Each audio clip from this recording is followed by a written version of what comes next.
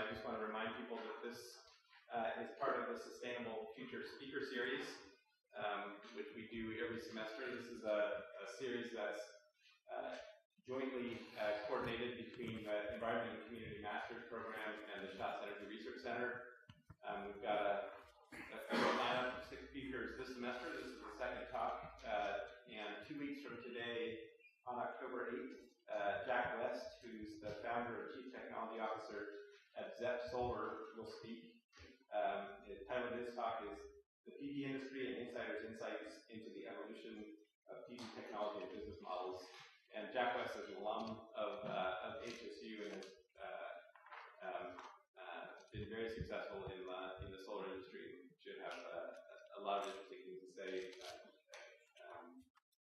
So if you're interested in that, please come. There's 3 other talks after that later in the semester. So look for these posters, or you can find us online as well if you're interested in some of the other talks. I'll now pass things over to Kevin, and he'll kick us off. Hi, everybody. Thanks for coming. It is my pleasure to welcome Seth. Seth, along with being a good friend of mine, is his most important qualification. He has a long record of research and publication on issues around human health, implications of choices that we make on energy issues, energy technology, energy policies, and climate change. His PhD at UC Berkeley focused in large part on what they termed the climate gap, which Seth coined along with several other of his collaborators, and that is a term that they use to describe disparities present in the distribution of some of the human health and economic implications of climate change and the burdens thereof. And so that was the work that he did when he was a PhD student. And then since then, he has focused in large part on the human health effects of oil and gas exploration, in particular hydraulic fracturing or fracking, that has sort of exploded, so to speak, in this country of late, and has become really interested and really influential in those issues. He's the executive director of an organization called Physicians, Scientists, and Engineers for Healthy Energy. Did I get that right? Or just PSC. Or just PSC. Better rebrands. As well as holding research affiliations at UC Berkeley and the Occupational Laboratory. And we've invited him here to share some insights with us as to the state of play of oil and gas exploration in California, the health impacts, other environmental impacts in that space. And so please join me in welcoming Seth Davis.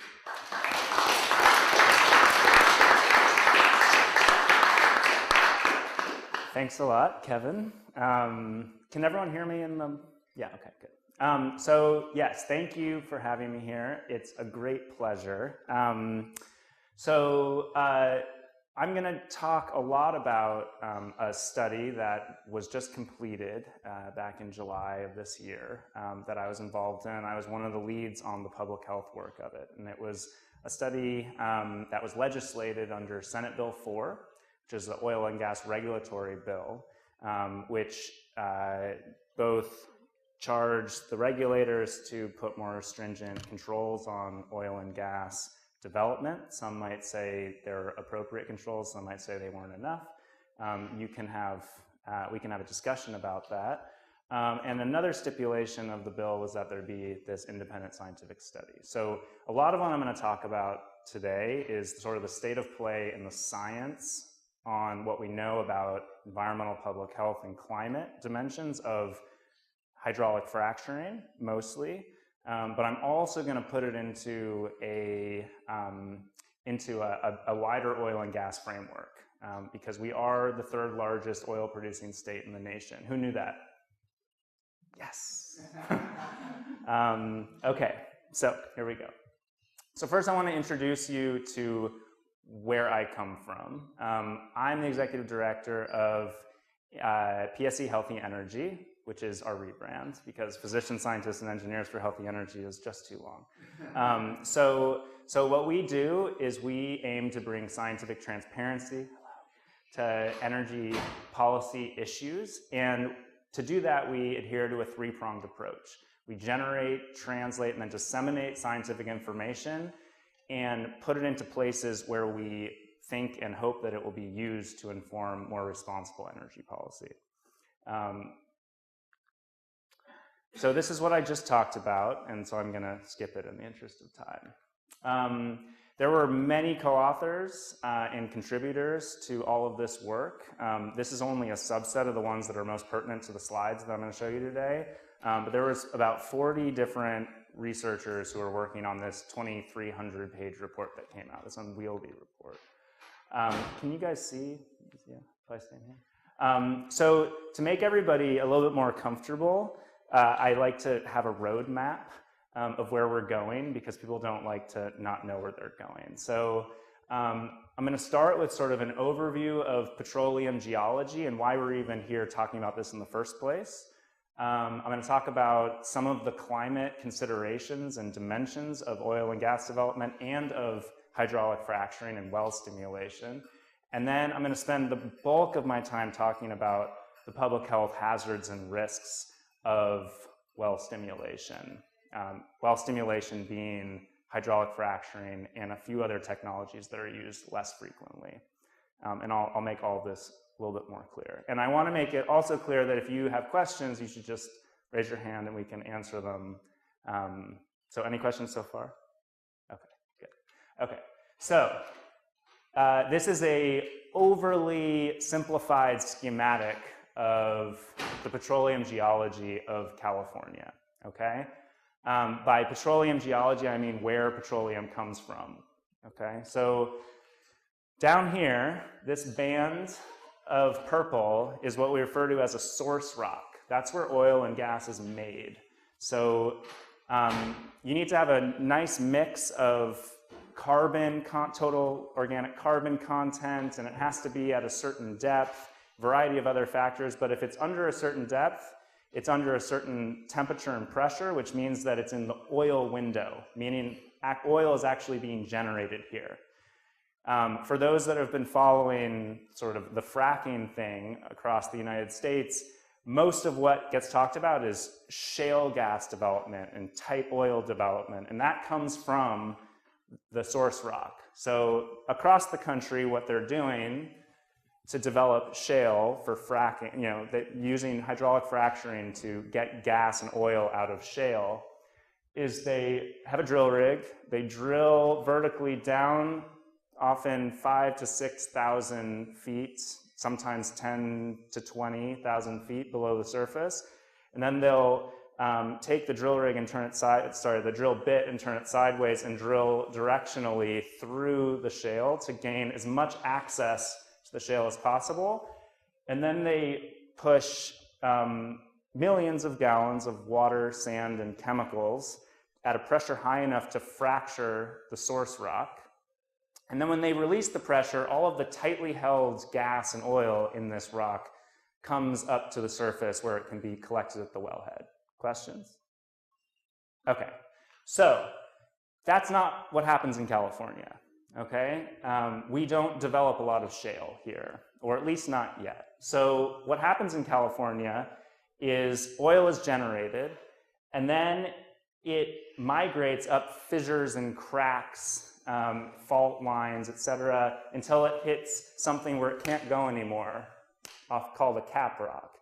And there it will accumulate into what we know as oil fields. All right, so what we do in California is we drill vertical wells down not as deep, 2,000-ish feet, sometimes less, sometimes a little more. And we have a variety of ways of getting oil out from these migrated oil fields, okay? So just to drive home this point, we are not yet developing any or hardly any shale. So the Monterey Formation is where the Monterey Shale is. The Monterey Shale was the thing that made me get interested in this and start coming and talking to a lot of people about what's going on in California, what could go on in California when they start developing shale like they're developing shale in Pennsylvania, North Dakota, all these places. So as you can see, first of all, oil production in California peaked in 1985 and has been on a decline since. There's been very little oil coming out of the Monterey, which is where the shale is, and most of the oil comes from migrated oil fields. The Energy Information Agency back in 2011 came out with an estimate that there were 15.4 billion barrels of oil to put this in the Monterey Shale. To put this into perspective, what that means is that it was 2/3 of the known tight oil reserves in the United States was thought to sit under the soil in California. We did a big study on this in 2013 and found that the assumptions that the EIA made were totally overblown. I'm not saying it was only our study, but the EIA did come out later in 2014 and say, actually, no, sorry, 96% downgrade in our estimates. There's actually only 0.6 billion barrels, 6 million barrels sitting there. And research since then has looked at this and said, well, both of these don't make any sense because we don't understand the assumptions. So we still don't actually know. There could be a bunch of oil in the Monterey Shale, but it's probably not 15.4 billion barrels, okay? Okay, hydraulic fracturing in California. Again, it's not hydraulic fracturing of shale, it's hydraulic fracturing of migrated oil reservoirs, which are more shallow, which makes for different types of risks. Some risks are lower, some risks are higher, okay? What we do know so far is that the majority of oil in general, with all types of oil development, is from the San Joaquin Valley. That's where most of our oil comes from in California. The next largest basin is the Los Angeles Basin. And we'll talk about that from a health standpoint. So this figure is maybe a little bit complicated, but I'll make it easier. So the green is oil that's produced. The lighter green is oil that's produced because they're using hydraulic fracturing. The darker green is oil that's produced not because they're using hydraulic fracturing, they're using other methods. So as you can see, about 20% of California's oil that's produced per year is produced because of hydraulic fracturing, and 80%-ish is produced because they're using other methods. And 85 to 90% of the oil of the hydraulic fracturing that occurs in the state occurs in the lower southwestern corner of the San Joaquin Valley. And then there is some hydraulic fracturing in Los Angeles. Okay, so these are the high-level points of what we know about hydraulic fracturing and well stimulation as defined by SB4 in California. Well, this has nothing to do with hydraulic fracturing, but first of all, about 51,500 wells are active right now. So there's 51,694 wells as of July of 2014 or something. There are about 125 to 175 wells on average that are hydraulically fractured per month out of about 300 wells that are installed. There are about 18,000 to 26,000 wells that have been hydraulically fractured since 2001. About 20% of the oil that's developed in California is due to the use of hydraulic fracturing. About 90% of all the hydraulically fractured wells are in the southern San Joaquin, as I said. And of the hydraulic fracturing in the San Joaquin Valley, about 85% of it is in 4 oil fields: South Bell Ridge, North Bell Ridge, Elk Hills, and Lost Hills. And there are about 12 to 15 or so onshore wells that are hydraulically fractured in Los Angeles per year. Okay, so what are some of these other techniques that they're using to get oil out of the ground? One of the bigger ones is steam injection. And that is the process of boiling hundreds of millions of gallons, this is statewide, hundreds of millions of gallons of water, oftentimes with gas, sometimes with electricity, but oftentimes with gas. They boil the water into steam and then inject it underground in order to basically warm up this tar-like, very, very heavy oil to get it to move and flow so that they can produce it up a nearby production well. Okay, so this is a technique that's used in California that is not hydraulic fracturing. It has nothing to do with increasing the permeability and creating fractures in an oil reservoir to produce oil. It's about getting very heavy oil to move to produce it. So I said that they boil about 100 million, hundreds of millions of gallons of water into steam to do steam injection in California. So some research that came out of the Air Resources Board, California Air Resources Board, and somebody who Kevin went to grad school with in his department, Adam Brandt, did some research looking at the carbon intensity of getting oil out of the ground with steam injection. And what they found was that the carbon intensity in grams CO2 per megajoule delivered to the consumer is 21 to 28, 29. Now, we don't really know what that means until we put it next to something that everyone has been hearing about, which is the Alberta tar sands. The Alberta tar sands, in some cases, are lower carbon intensity than some of the steam injection oil that's coming out of the ground in California. And about 30% of the oil coming out of the ground in California is on par with the tar sands. So that's something that, who knew that? Did anyone know that we're doing things that are sort of on par carbon-wise with the tar sands in California, in our lovely green state? Yeah, so this is one area where we need to sort of enlarge the conversation. It's not just about fracking, and fracking is a climate issue, but when it is also, we need to put it into a larger oil production context. Yeah? Okay. So this is just, to make it even more clear. So the carbon intensity on the y-axis and fields in California is just 15 most productive oil fields by carbon intensity. The fields over here have well stimulation in them, have hydraulic fracturing. Fields over here are steamed, okay? When you look at the distribution of this also, in terms of fraction of California oil production and carbon intensity, what you see is that in fields with more than one pool that has a hydraulic fracture in it, and pool is a subset of a field. So you can just think about it as an oil field has a hydraulic fracture in it.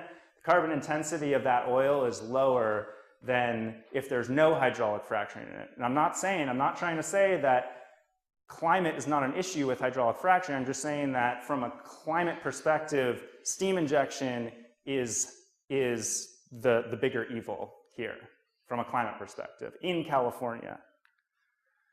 Now, across the country, there's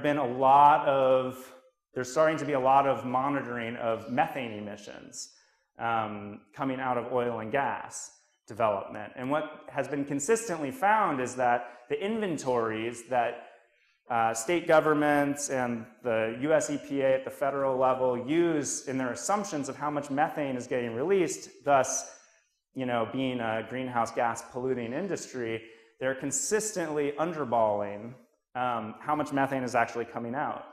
Now, there's nothing that has led me or many others to believe that the methane leakage rate in enhanced oil recovery, steam injection, is that different than the methane leakage in developing oil with hydraulic fracturing. So this is a methane issue on top of a CO2 issue, okay? Okay, we got out of the climate area. Any questions about climate and oil and hydraulic fracturing? Did I lose anyone? Did I lose 2/3 of the people? Can I just have a show of hands? Who is an environmental science major? Who considers themselves knowledgeable about environmental issues? Great. Who has ever taken a class in anything public health? Yes. Here? Great. And environmental public health. Good. Okay. So to make things very simple or a little less complicated, I put up this also overly simplistic schematic of the way that we think about environmental health. Okay, so in environmental health, we always start with what is the source? In this case, the source is oil and gas infrastructure, and let's say if we're talking about air pollution, leaks of volatile organic compounds and toxic air contaminants into the air. So that's the source. The emissions are how much of that stuff is going into the air. And that is a different question than when that stuff goes into the air, what is the concentration of that stuff in the air? And that is also a different question from there is a concentration of that stuff in the air, but who's being exposed?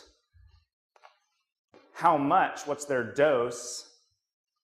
And then what are the health effects that come about because they're exposed at that dose? Yes? Yes? Okay. So the majority of what we know about oil and gas development and public health, fracking or not fracking, is about source, emissions, a little bit of concentration, almost nothing about exposure and dose, and a little bit about health effects. I'm just trying to give you sort of the lay of the land before I start talking, okay? So these are the things that we know from about 2 years of work on looking at every data set that we could come across, pulling every peer-reviewed publication in, doing site visits, everything. These are the top public health risk factors that we identified associated with hydraulic fracturing in California. And some of these are not specific to hydraulic fracturing. They are about oil and gas development and production in general also. Number 1, oil and gas development and elevated toxic air contaminant concentrations may be high around human populations. And I'm going to talk more about all these things as I go. There are a very large number of chemicals that are used in this process, and they lack a lot of information about them. The disposal of produced water with these chemicals are going into pits where the way that they dispose of water is it's percolation. So they actually let it seep into the ground to recharge aquifers, which is generally seen or is seen by some as a beneficial reuse of produced water. And for those that don't know what produced water is, when you are developing oil, when you're getting oil out and you're producing oil, and you push steam or water or whatever you're using down the well, and then you release the pressure, more water, oftentimes more water than what you put down, will come back up. And that is produced water, and it has chemicals used in the oil production process, and it has chemicals and compounds that are naturally occurring in the formation, right, in the geology. They're also using produced water to irrigate crops in a couple of water districts in the San Joaquin Valley, and we can talk about that. We also identify that there's a not insignificant amount of shallow hydraulic fracturing so close to aquifers that are protected because they have a low salt content and can be or are used for drinking water, irrigation, and other human uses. They're so close that the fractures could hypothetically, and we don't really know if this has happened or not because no one's monitored, but the fractures could hypothetically migrate into and intersect into these aquifers, potentially delivering chemicals and other constituents. There is also, has anyone heard about the issue, the class 2 injection issue? Yes, yes. What is the class 2 injection issue? Well, the state issued a lot of permits, like over 2,000 permits for with wastewater to be injected into underground wells that are in aquifers that are supposed to be under federal protection because they're high quality water. And they've known that they did it for a while now, and their plan is they're going to correct it by 2017. So the state's still letting it go on, which I find horrifying. So we identified that as a public health risk factor. Okay. And then we also did a little bit of work looking at occupational health issues. Okay, so air pollutant emissions and public health. So first off, this is an EPA map looking at ozone attainment in various air districts of California. And as you can see, the dark maroon means that that air district is in severe non-attainment, meaning it is extremely polluted with ozone, and I should be less hyperbolic. It's polluted with ozone to the point that the feds and the scientists have deemed, unhealthy, okay? And as you can see, it's in the Los Angeles area and in the San Joaquin Valley. So right from the start, we are dealing with an issue that is occurring in places that are already the most polluted places and already have the highest concentrations of low-income people and people of color. So that sort of sets the stage for what we're dealing with here. And I'm not making the assumption that the only reason those areas are maroon is because of oil development. There's a lot of truck traffic, there's a lot of cars, industry, et cetera, but this is stacked on top of that, okay? So when we queried various very arcane and hard to figure out state inventories of toxic air contaminant emissions, what we found, and this is just the San Joaquin Valley, what we found is that there are some toxic air contaminants that represent the majority or more than 50% of the total emissions of stationary sources, meaning that this is oil and gas development, not just hydraulic fracturing, but for example, formaldehyde, the biggest emitter of formaldehyde is developing oil in the San Joaquin Valley. The biggest emitter of benzene in the San Joaquin Valley of stationary sources is our oil production facilities, okay? And all of these are, there's a deep body of scientific information that, and regulatory infrastructure that has deemed and continues to assert that these toxic air contaminants are damaging to public health. Okay, we don't know how much people are being exposed to them per se, but we do know that they're coming out in high volumes and in some cases represent the vast majority of the total inventory across all sources. So one thing that we do know from the literature out of state, there have not been any of these studies in the state of California. But what we do know from other states is that distance can make the poison.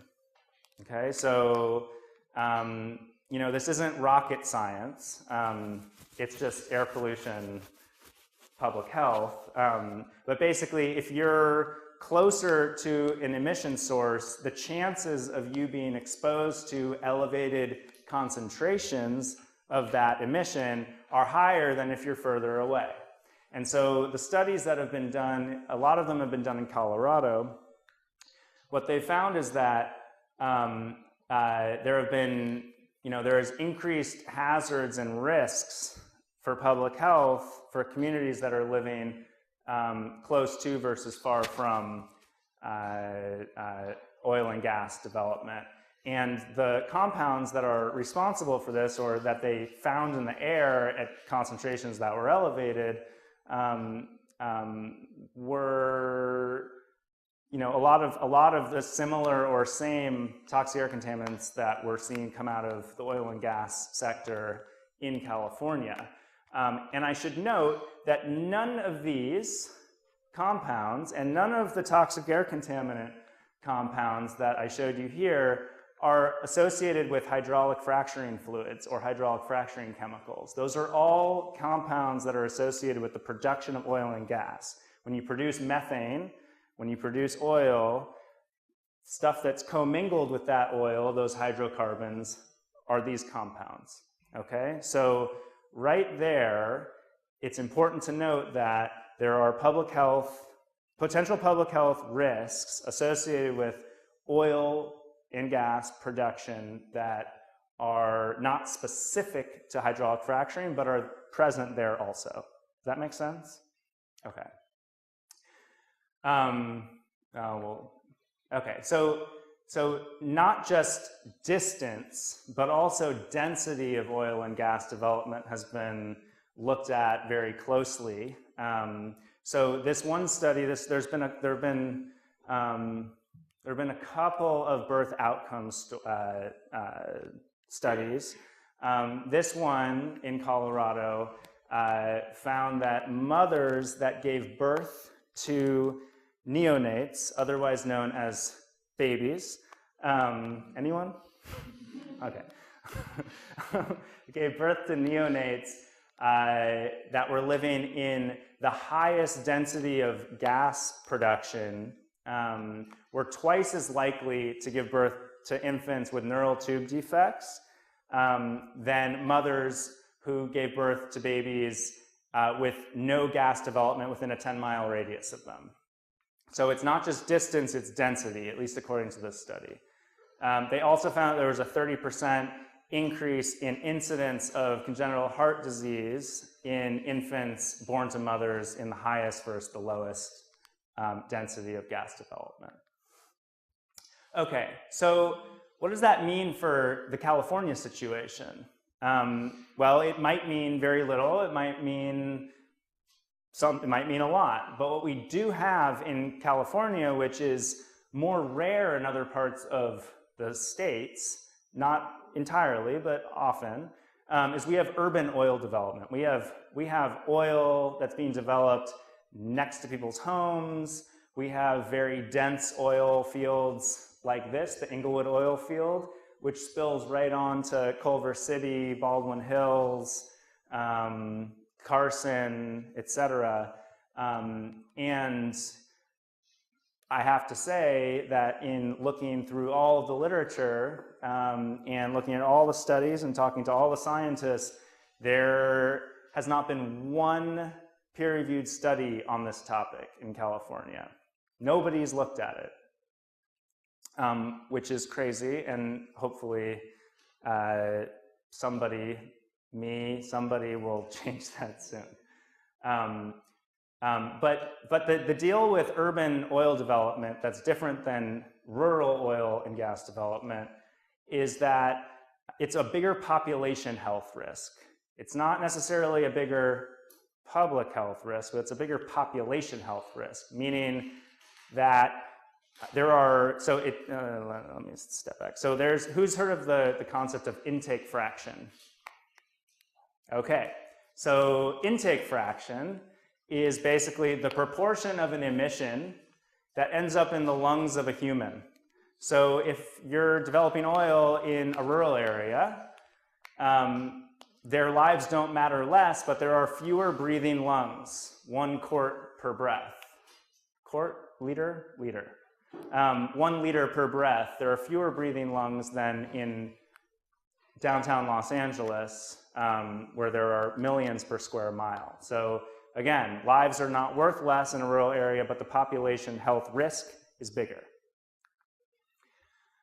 Okay, this is a very wordy slide, I apologize. But the conclusion of this state-level report was basically that there are health risks near oil and gas wells that, again, might be independent of whether wells in production have undergone hydraulic fracturing or not. Again, Some of the compounds that have been identified and have been found in the air and have been found in emission inventories are not hydraulic fracturing chemicals. They are commingled with oil and gas as it comes out of the ground and leaks out of infrastructure and whatnot. It is likely that air pollution concentrations are more elevated, close to active oil and gas development than regional air pollution concentration averages.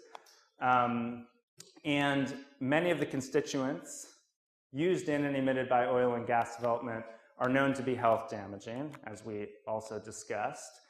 And I just talked about intake fraction. So development in dense urban areas is potentially a bigger population health issue than elsewhere. So what we did to look into this was I was also the author of the Los Angeles Basin case study chapter in this report. It's focused on the fact that Los Angeles is the most petroleum-dense basin in the world. They're not developing all the oil for obvious social and political reasons. It's pretty densely packed in there. But there's a lot of oil still present in Los Angeles. So we looked at it from a petroleum geology perspective and looked at it from a public health perspective. And what we did was we did a series of proximity analyses where we looked at fractured wells, which are, this is 2,000 meters away from a hydraulically fractured well, and then 2,000 meters away from any active oil production well, okay? And underlaid under this is population density. So again, as you can see, if we were just focusing on hydraulic fracturing, we would miss a lot of populations that are living pretty close to oil and gas. And this was the largest distance that we looked at. But so we looked at, from 100 meters out to 2,000 meters, and we looked at a variety of constituents. So number of residents, number of schools, number of children attending schools, number of elderly care facilities, number of daycare facilities, those under 5 and over 75. These are all sort of considered to be sensitive populations. In the Colorado studies, they were looking at a half mile. Those a half mile from an active oil well, an active gas well, were seen to be more at risk of a variety of health outcomes. And so that's about 800 meters. So in all active oil and gas development, which I and many of my colleagues would argue is the more important thing to look at than just hydraulic fracturing, also important, more important to look at everything. There's about 630,000 people, 130 schools, 184 daycare centers, 45,000 kids under 5. And even if you look close, 100 meters away, there's still 32,000 people that are living there. So one of the regulatory take-home messages here is that California has no minimum setback distance. You can be against a building and hydraulically fracturing a well, or water flooding a well and producing oil. No problem in the state of California. In the state of Pennsylvania, you have to be 300 feet away. In Dallas-Fort Worth, which is another urban gas development play, they have a 1,500-foot setback. There's nothing scientifically defensible about 1,500 feet, but it is scientifically defensible to say that 1,500 feet is probably a little bit safer than against your wall. Questions so far? Okay. Okay. So we actually were asked by the state to make policy recommendations on this stuff. And so the policy recommendation that sits in this report, and everyone should know this, is that there should be science-based surface setbacks put in place. I haven't seen a lot of movement yet, but we're still waiting. Okay. Chemicals. So if there's one thing that people think about when they think about hydraulic fracturing, they think about chemicals, right? Or water, I don't know, there's a lot of things. Okay. So what we found was, in looking at all the voluntary and mandatory reporting, there's about 300 different chemicals that have been used just in hydraulic fracturing fluids in the state of California. And what we also found from a public health perspective is, after going through and identifying the toxicity information and all the different animal studies and, you know, things that you want to hear about, you don't want to hear about, what we found was that there was a large number of chemicals that we did not have sufficient information on to be able to say whether there was a big risk to human health or not. And to make that a little bit more clear, what you need to know for a risk assessment of chemicals is, well, you need to know a lot more than this, but to start with, you need to know what the chemical is, so identified by a chemical abstract safety number. You need to know the toxicity of that chemical, and you need to know how much of it is used. Okay, so in 38% of the cases in hydraulic fracturing, we didn't have enough information to say basically anything. We don't know if it's toxic or not toxic. We don't even know what the chemical is. In over 45%, we don't have enough information to like really come to a conclusion. We know a little bit more, but not really. And then when it comes to things like matrix acidizing, which is another type of well stimulation, it's even more dire. You know, 60, 70% of the time, we look at chemicals and we're like, we don't know what these are. Or we don't have enough information on what this is to be able to say whether this is risky or not. So the recommendation that came out in the report, again commissioned by the state of California, was to limit the use of hazardous and poorly understood chemicals and apply green chemistry standards. So that is, I don't know if people understand like how actually radical that is. There's no other, there are very few other industries that have had this recommended to them in a state level report. So again, I haven't seen any movement on it, but we will see. That is a good thing to get going. Okay, the percolation pit issue. About 50% of the produced water that's come out of wells that have been hydraulically fractured have been sent to percolation pits. To their disposal or their beneficial reuse is to percolate into the ground and recharge aquifers.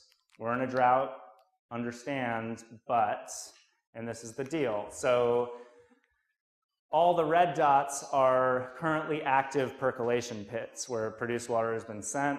Green is inactive, and orange, there's a few of them that we just don't know.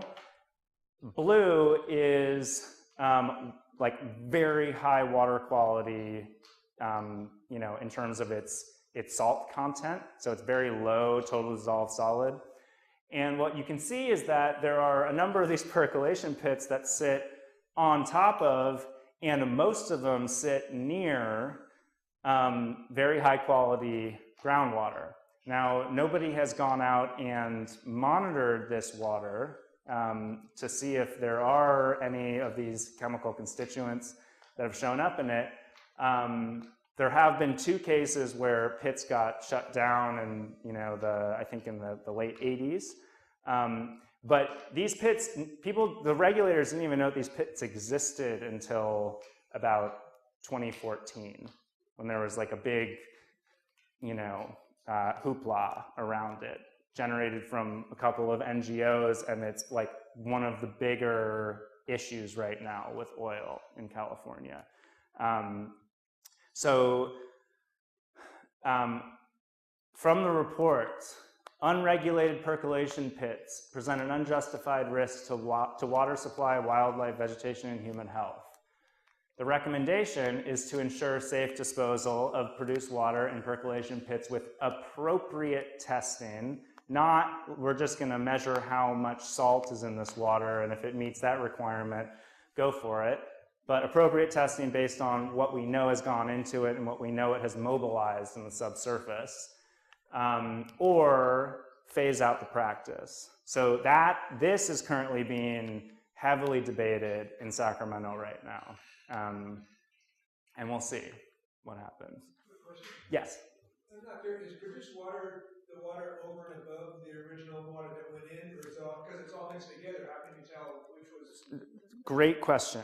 It's a great question. So the first water that comes back up after you take your pressure off is called recovered fluid or flowback.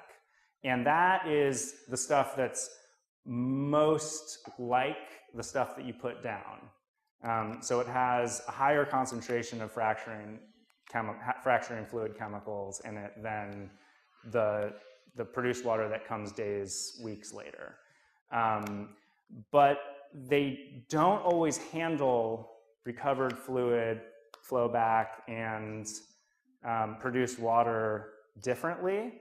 And so we just basically went through the process being like, we're talking about flowback / produced water. So there are differences. No one has a really good definition on when recovered fluid becomes produced water.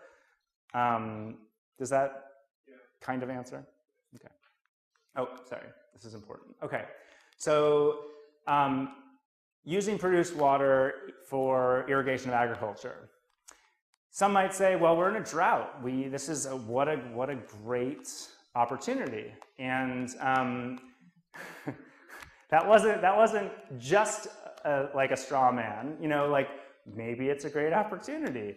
But what I would want to know as an environmental scientist and as an environmental public health scientist, what I would want to know is,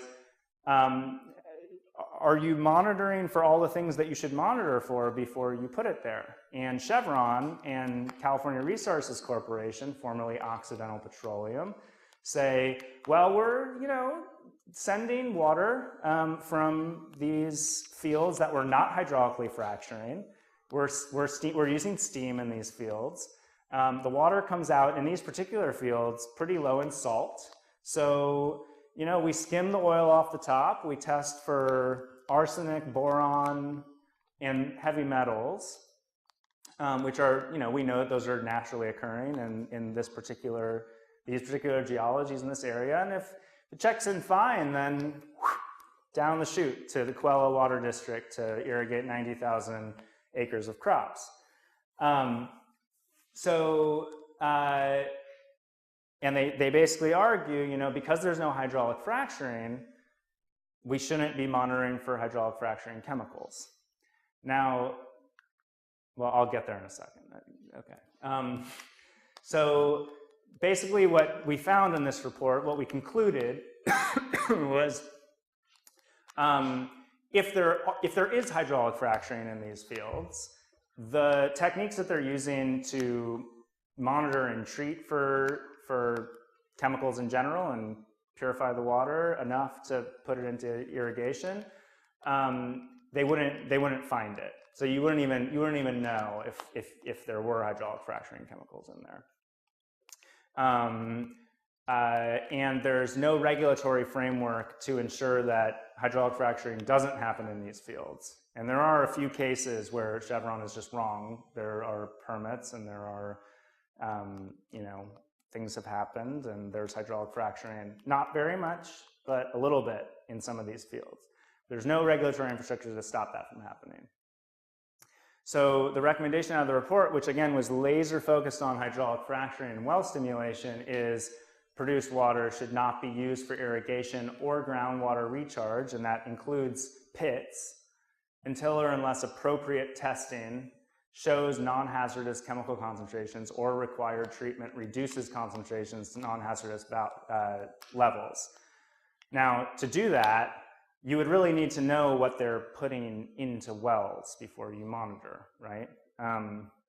So a research project that that my team is working on right now is looking at all the other chemicals that get used in oil and gas development that have absolutely nothing to do with hydraulic fracturing. People always think that hydraulic fracturing is the only time that the oil and gas industry puts chemicals down a well, and it's just not true.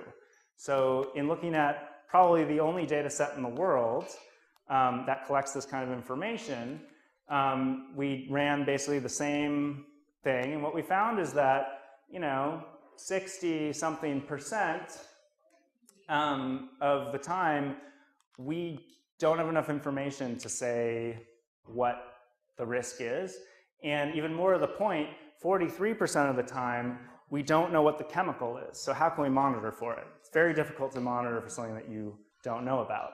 So I still agree that this is a potentially good thing to do in a real serious drought situation, but I'm not willing to get on board with it until we are monitoring and testing and treating for things that we know and don't know are going into these fluids, going downhole and are probably in produced water. So shallow fracturing, similar type of analysis as the pits, but a little bit different. So we looked at where vertically hydraulic fracturing was happening and where vertically there are clean, good quality aquifers. And what we found was that wherever it's red, that distance is so close that based on all that we know about how far fractures travel, they can travel right into aquifers, okay? And there's a little bit right here in Los Angeles, which I'll zoom in on. So there's a few fields where the brown is really high salinity. That is just not good groundwater. It's, 25 is similar to ocean water. Might be more, important as drought persists and climate changes, et cetera. But in current regulatory treatment of this issue, this is low quality water. But what we do see is that the dark black lines are hydraulic fractures that are close to better quality, lower salinity water. And according to federal regulation, anything under 10,000 parts per million total dissolved solid is should be a protected aquifer. There's a little bit of play with that around oil and gas in the state of California. They say sometimes it should be anything under 3,000. But there are a few fields in the Los Angeles Basin where there have been hydraulic fracturing, in some cases in the same interval as quality drinking water. And a lot of these places are also in regions where they use some of the groundwater for drinking water. Very few people in Los Angeles are using raw groundwater for drinking water. It's almost always mixed up with water project water and things coming out. So we don't really know exactly how much of a health concern this is, but it's not looking good. So the recommendation was basically to not do it unless you can absolutely show that you're not going to intercept an aquifer, which is probably a little bit difficult to do considering that we haven't even mapped where all of our aquifers are. Okay, and we already sort of talked about this issue, the class 2 injection, so in the interest of time, where am I right now? About 6:25, and we have until 7. But I'll stop running my mouth soon and we can have a conversation. Okay, so in terms of occupational health, what we basically found was that of the studies that have looked just at hydraulic fracturing, the main occupational health concerns, besides truck accidents, which happened quite a bit, the main sort of environmental occupational issues were about exposure to silica and exposure to volatile organic compounds, especially benzene. So why would we use silica? Why I don't know, one of you might be an oil operator. Why would the oil industry use silica in a hydraulic fracturing operation? Yes, exactly. So when you're mixing up your fracturing fluid, you want to have something called a proppant in there. And a proppant, basically, once you shoot the water down at a pressure high enough to fracture the target geology that you're trying to get oil and gas out of, when you release the pressure, the fractures close because they're not being held open by the hydraulic pressure. So the fractures close, but if you have a proppant in there, and in most cases they use silica sand, it will only close as far as the silica sand allows it to close. Okay, so it props open these fractures and allows gas and oil that's tightly held in these formations to run out of the cracks and up the well to be collected at the wellhead. So in order to get it into the fracturing fluid, you need to bring it off a truck and unload it into various pieces of machinery and mix it up. And a couple of studies that were done by NIOSH and this guy Eswine, who's basically the only person who's ever studied this, found that workers at a number of sites that they visited were exposed to up to 10 times the occupational limits of silica, period. Even with personal protective equipment. So even with the best mask that you can use to protect yourself against silica exposure, it was still 10 times above that, which is obviously not a good issue. And this is a health concern which we've known about since 1200 BC. Silicosis is not new, but it is relatively new to, well, it's actually not even relatively new to the oil and gas industry, but it's a bigger deal now that there's a lot of extra hydraulic fracturing happening around shale gas development, et cetera. So, also apologize for the wordy slide, but basically the recommendation that came out of this was that California has never done a study on silica and volatile organic exposures of workers. You can believe it. I couldn't believe a lot of these things until I saw it all the time, and there's just these massive data gaps. So the recommendation is actually to do a study to look at exposures of workers, to take questions.